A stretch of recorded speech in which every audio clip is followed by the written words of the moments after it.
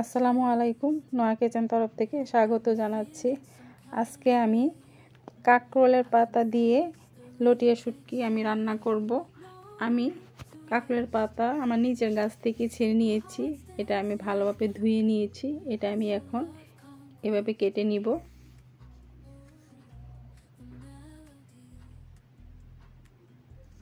কুচি করে আমি কেটে নিচ্ছি।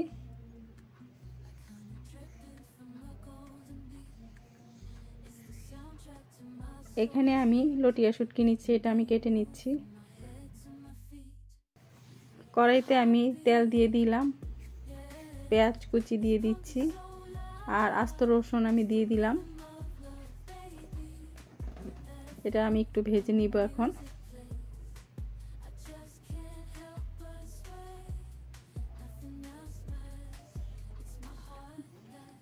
এখন আমি লটিয়া শুটকি আমি ধুয়ে নিয়েছি, এটা আমি দিয়ে দিলাম।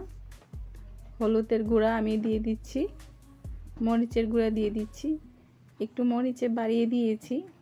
রসুন বাটা দিয়ে দিলাম, স্বাদ মতো লবণ দিয়ে দিলাম। ভালোভাবে নেড়েচেড়ে শুটকিটা একটু ভালোভাবে কষিয়ে নিব।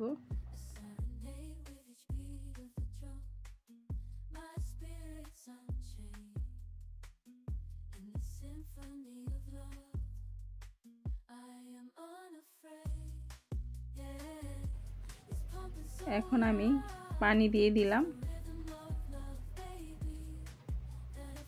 পানি দিয়ে শুটকিটা আমি নেড়েচেড়ে দিচ্ছি। এখন আমি কাঁকরোল পাতা দিয়ে দিলাম। কাঁকরোল পাতা দিয়ে লটিয়া শুটকি রান্নাটা আসলে খুব মজার। আমি আরও আগে একবার রান্না করে খেয়ে দেখেছি, খুব মজা হয়। শুটকির তরকারি একটু ঝাল বেশি করে দিয়ে রান্না করলে ভালো হয়, আমি তাই একটু মরিচ বাড়িয়ে দিয়েছি। লটিয়া শুটকিটা প্রায় হয়ে আসছে, আর একটু আমি ঝোলটা টানিয়ে নিব। মাখা মাখা আমি তুলব। হয়ে গেছে লটিয়া শুটকি রান্না করা। এখন রাখছি। আল্লাহ হাফেজ।